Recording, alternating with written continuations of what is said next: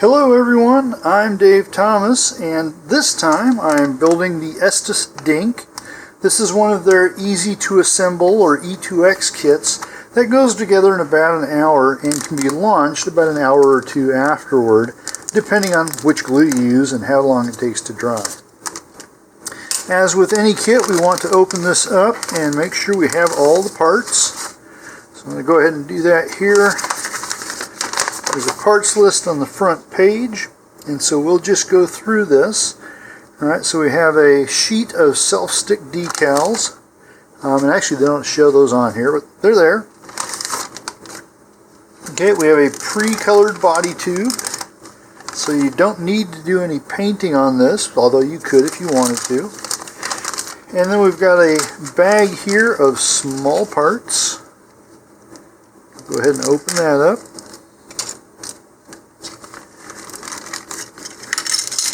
Alright, inside here we have the fin assembly and motor mount that will be combined here. Okay, 2 engine retainers, one's a spare in case you lose it. Alright, we have a launch lug, nose cone and its base, shock cord, and a very small parachute. I believe that's an 8-inch parachute, possibly even 6. Okay. Now, if you've ever built the 3 Bandits kit, this one's going to be very similar to that. Okay, so I'm going to check back here, make sure we've got everything on our list, and we do. So I'm going to clear most of this away and we'll get started. Our first task is to assemble the fins, and for that you're going to need the 2 halves of the fin assembly and then also the launch lug here. And to do this, you're going to need some plastic cement, and you can use either the tube type cement like this one, or you can use a brush on type cement like this. Either one will work. I actually prefer the brush on because it gives me a little bit more control. So the first thing we're going to do is, before we even start to put glue on, is I'm just going to friction fit this together and make sure that everything lines up the way it should. Okay. You also want to make sure there aren't any little bits of plastic flash that were left over from the manufacturing process. So that should go together like that. And then with the engine retainer, that's a bayonet mount here, just twist on. Okay, so it looks like that's going to be fine. Our launch lug here, that's going to go over these 2 little rectangles, just like that. Okay, so everything lines up there. And so now what we'll do is just put some glue all along the surfaces here, along the edges, as well as in the holes and on the pegs.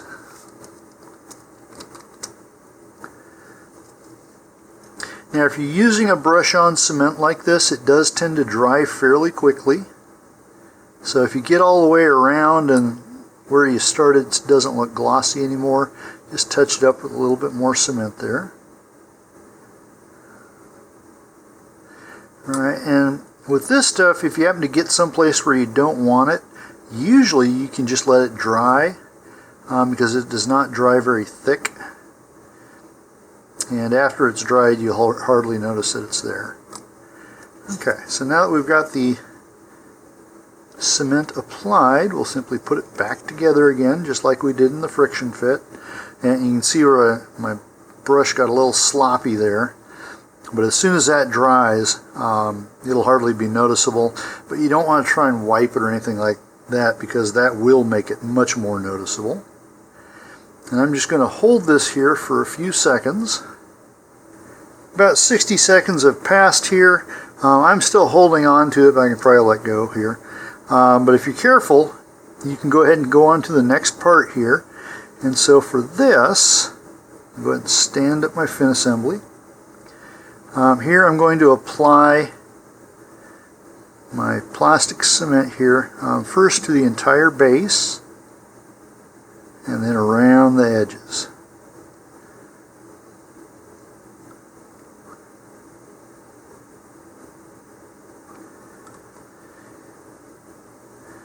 Okay, now I'm going to bring that to the 2 rectangles on the fin can there.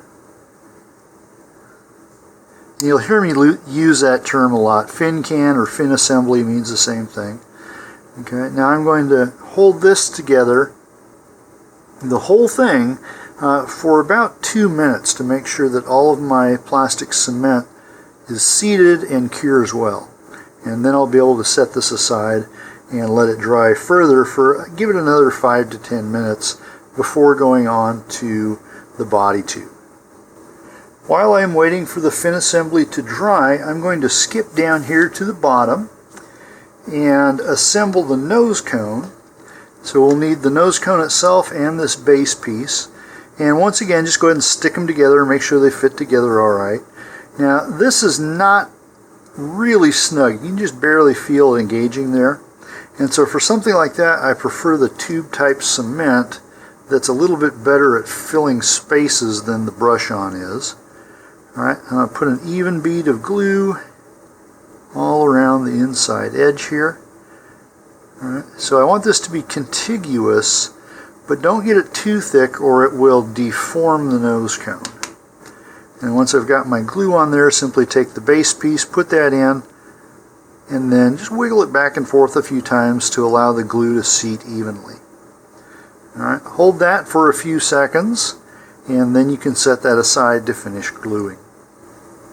Now I'm still waiting for all of my plastic parts to finish gluing, and so if you want to keep moving ahead here, what you can do is install the shock cord, and for that we're going to need to come back to the front page here and cut out this shock cord mount.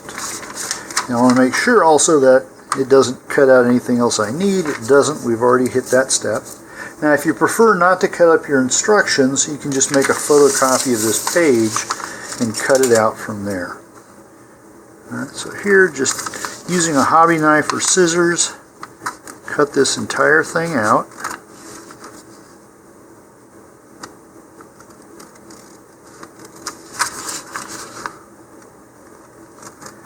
Just like that. Okay, I'm going to set this aside a little bit here. I'll use it as a work surface. This is going to get really messy, so make sure you've got something over your work surface that you don't mind getting glue all over. Okay, then we're going to need our shock cord itself and then the body tube here. Okay, so the first thing to do is take some white glue or wood glue and just put a fairly heavy bead of glue here over the 2 and the 3. Then we're going to take the shock cord, and this is not a very big mount, so do this carefully.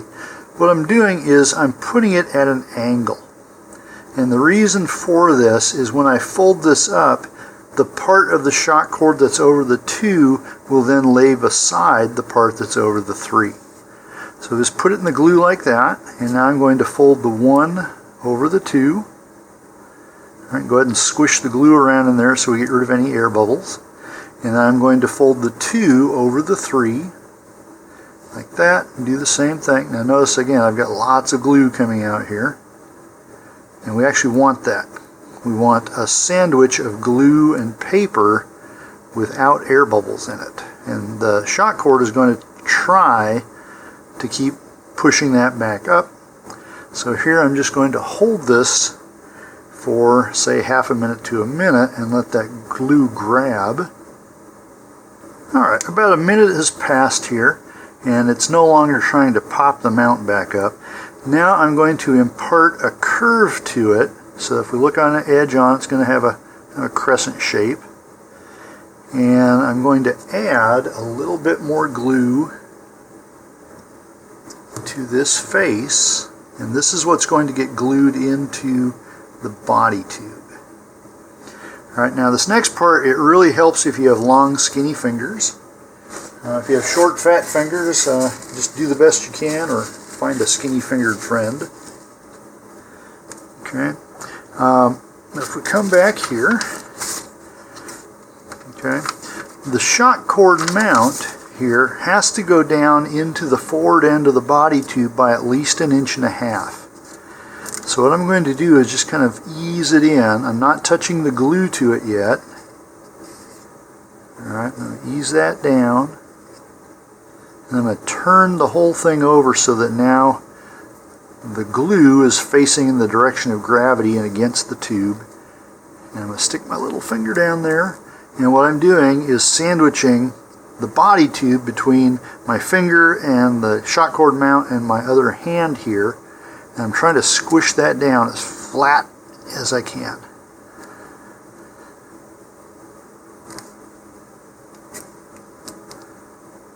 Okay, so let's see if you can see down there. Not sure that you can with the lighting the way it is. Alright, but you shouldn't see any protrusions there. Alright, so if something's sticking out, make sure you squash it down as well. And now I'm just going to let that dry for a few minutes so that I don't accidentally pull it back out. Something else we can do while we're waiting for the glue to dry is to open up the parachute package here.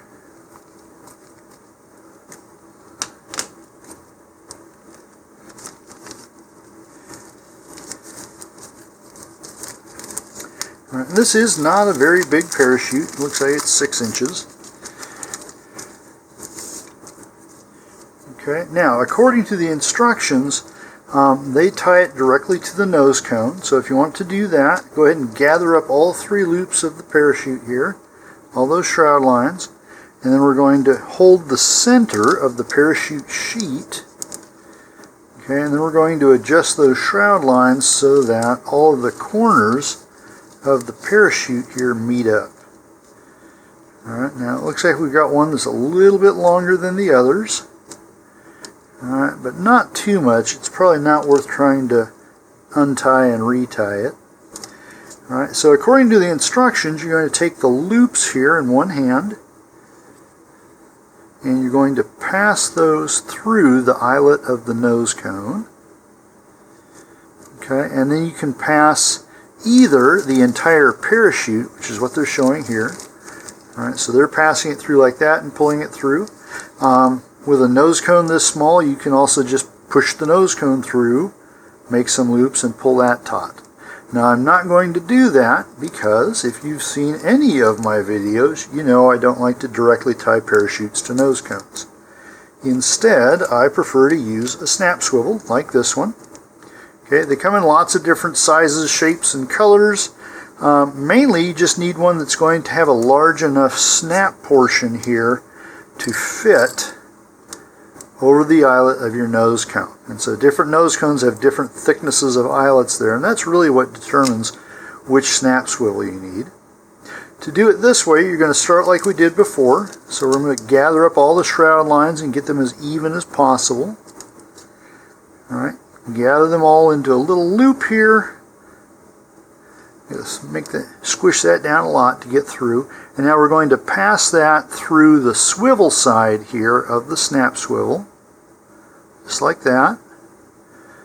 Open up the loops once more. Now back here I'm still holding onto the shroud lines so they don't change length on me. Pass the entire snap swivel through the loops like that. And now I'm going to switch hands here. Okay, and now I'm just going to pull that taut like that, so the whole thing looks like this now. Recheck. Alright, so my shroud lines are still about the way they were. Alright, and if that is all the way you want it now, we'll just add a little dab of either white glue or wood glue on the knot. Now if it came out really uneven, just take it back apart before you do this step. Readjust the shroud lines and then retie it on. Alright, here I'm just going to work that glue into the knot a little bit, and that's just a safety feature there to help keep my shroud lines from readjusting themselves to something I don't want. Now this gives us 2 options, well maybe even 3. One is it makes your parachute removable. And so this particular rocket could actually be flown on a streamer. So if you decide that you don't want to do a parachute on a particular day, maybe it's really windy or something like that, you could unclip this and clip in a streamer instead. Okay, so the way this would work is you just open up the snap, put it on the nose cone eyelet, and close it up again. The size of the snap needs to be such that it can move freely around here. If it's binding so it can't move up and over or something like that, get a larger one. Because if it binds in one angle like that, there's a good chance it'll prevent the parachute from deploying. Okay. Also, some Rocketeers just don't like to store rockets with their parachute inside where it stays all crumpled up there for months or even years, and instead prefer a loose chute. And so at the end of your launch, you can just come in, unsnap your chute, hang it wherever you're going to hang the rest of your chutes, put the rest of the rocket away. And then the third advantage here is that unless you get those shroud lines perfectly equal to each other and perfectly tied to the parachute in all the exact same spots, parachutes tend to spin when they come down. All right, now if there's no snap swivel there, what happens is that the shroud lines start winding around themselves, and if that continues for too long, it'll collapse the parachute. Having the snap swivel there allows that torsion to be released. Okay, so whichever way you do it, there's the attached parachute, and now we can go back and start putting all the pieces together. Alright, so I'm going to go ahead and unsnap my chute once more for just a bit. Okay, so now we need to take our fin assembly and glue it to the body tube here. And to do this part, use either the tube type plastic cement or the gel type super glue. Okay, something like this. The reason I suggest using the gel type super glue is because you're gluing two dissimilar surfaces. All right, plastic cement is great for binding polystyrene, which is the type of plastic this is, to other polystyrene. It's okay at binding polystyrene to other materials like cardboard, but not as good as it is to itself. All right, now the brush on plastic cement here, don't use this at all in this application because it will just absorb into the cardboard and there won't be anything left to adhere the fin assembly. All right, so using one of these two types of glues, I'm going to go with the super glue gel. What we're going to do is put an even bead right on the inside of the body tube. Just like that. Okay. Same thing if you're going to use the tube plastic cement. And then just take your entire fin assembly, push that on, rotate it back and forth a few times to seat the glue well. Okay, and then we're just going to let that stand aside there for a few minutes and let the glue set. At the other end of the rocket here, though, we can go ahead and attach the nose cone. So just insert the shock cord through the eyelet, put on 2 half hitches or a double knot.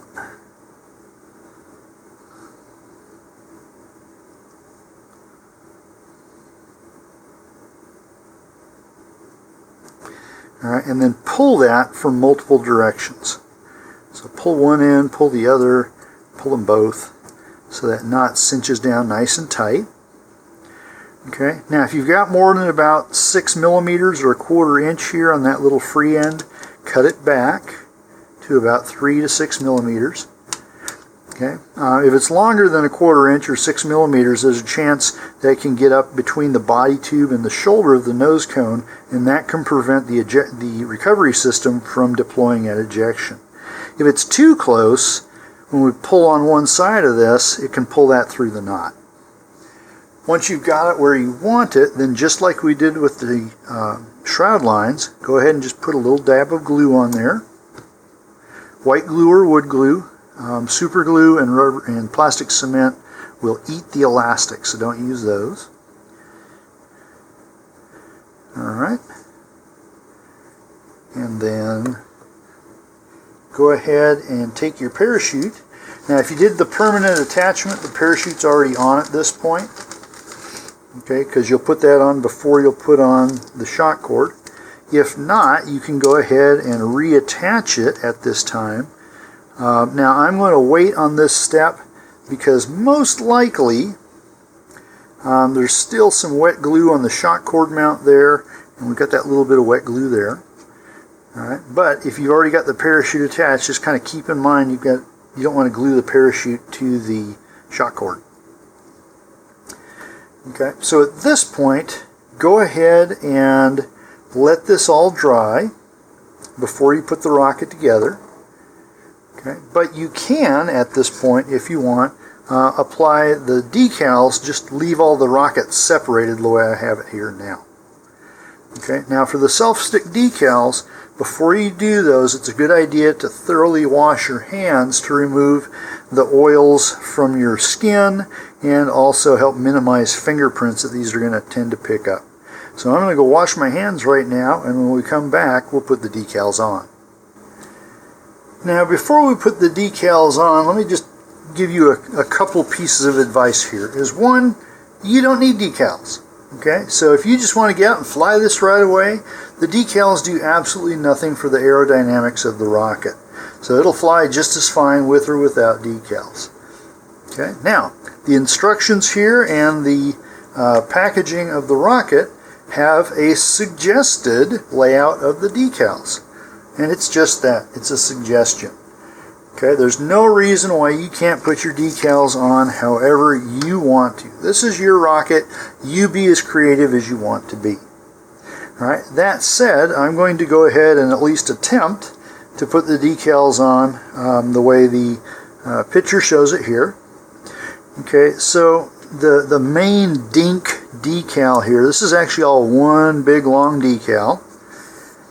Alright, and I don't think it's going to wrap all the way around the rocket. It only looks to go about halfway.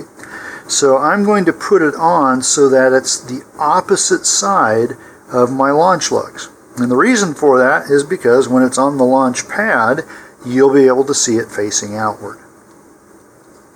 Now these self-stick decals tend to adhere very quickly, and especially on these pre-colored rockets like this, they can lift the color off. And so we want to be very careful as we apply this. Try and handle it by the edges as much as you can. Okay, and so this is really meant to go from bottom to top here. Alright, so the first thing I'm going to do is just try and get it centered. Alright, and that is not. So I'm just going to lift it up carefully here. Try to rotate it a bit. Alright, I'm just going to lightly touch that down. And that looks pretty darn close. So once you've got it where you want it, now go ahead and we're going to put down the middle first. So I'm just going to run my thumb down the middle of this. Alright, and then I'm going to move from the inside to the outside edges and put the edges down that way. Do that on both sides.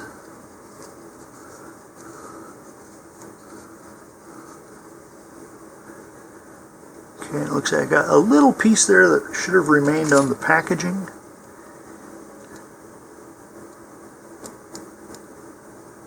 I'm very careful I can lift that off. Okay, and then just go through, press down firmly but carefully. We don't want to squash the body tube, but try and rub out as many of the air bubbles that you can.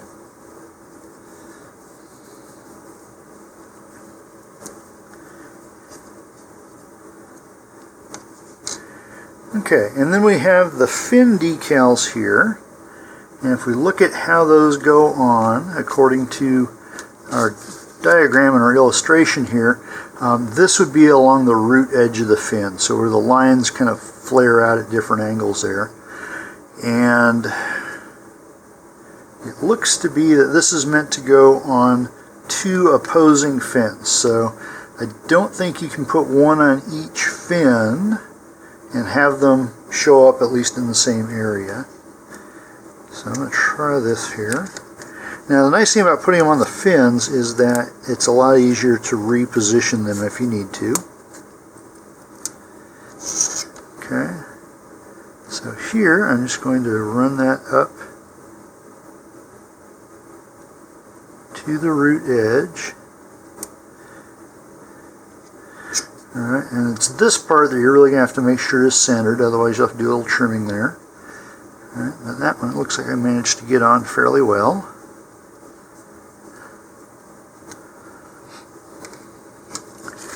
Okay, and then on its opposite side, we will need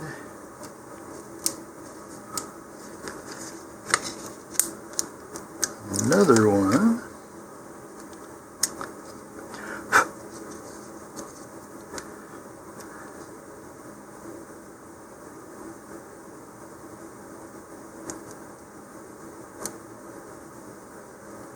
Okay, it's a little bit forward.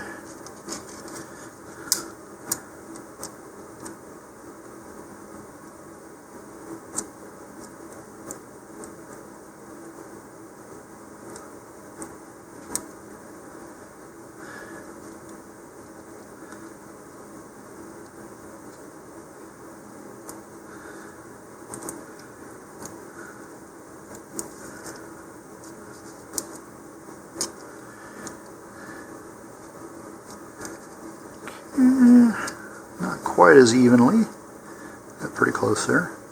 Alright, and depending on your level of perfectionism there, you can keep repositioning this.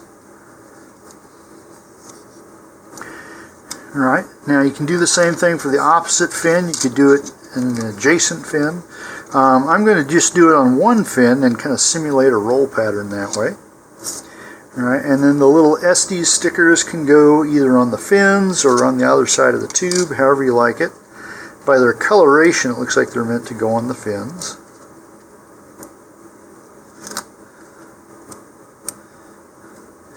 Alright, and basically you can put these however you want to.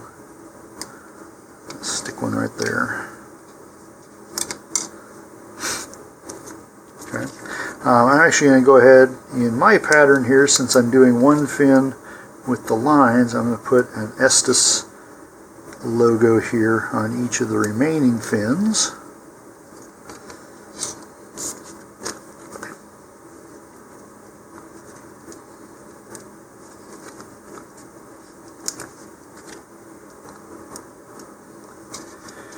And again, this is just my version.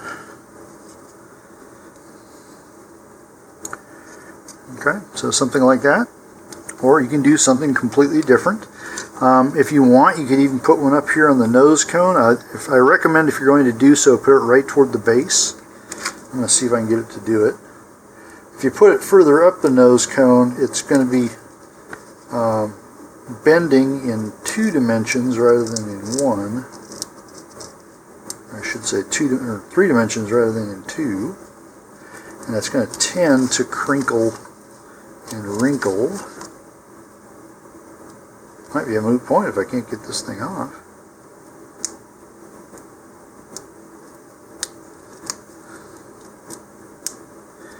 Alright, see what's happening here is the paper's trying to come off instead of the decal.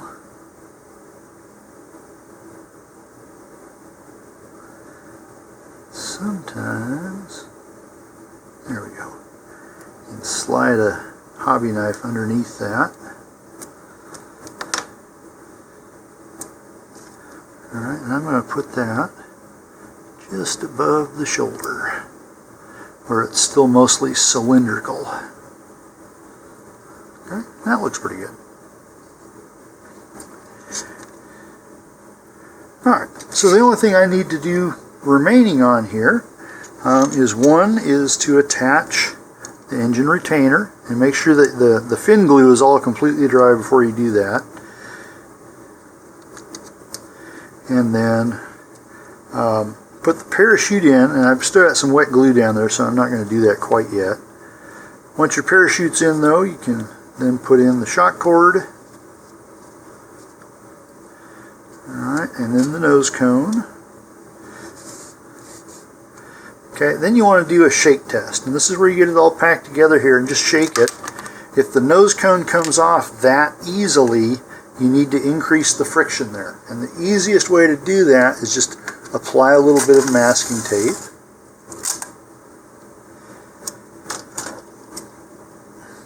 I've got really wide masking tape. I'm going to cut that down.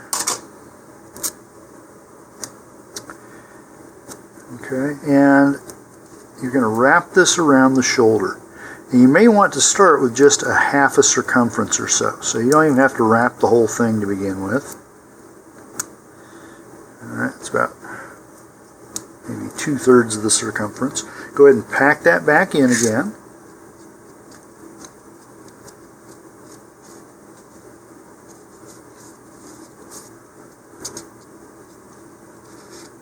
Okay, and now try it again. Alright, if it doesn't shake out, that's good, but you should still be able to remove the nose cone with just a little bit of tension there, just like that. So that's about where it needs to be. Okay, now with that, this rocket is finished. Went together really quickly, I would say less than half an hour in real time. And so I hope you had as good of a time building this as I did. Some people sometimes wonder if, I've been doing this for so long, why do I even bother with these easy rockets? And two reasons. One is to show people who are just getting into the hobby how to build them. And two, sometimes I just like to build an easy rocket. I don't need to necessarily spend weeks on a rocket. Alright, have a great launch and a safe recovery, and please stay tuned for more of my videos.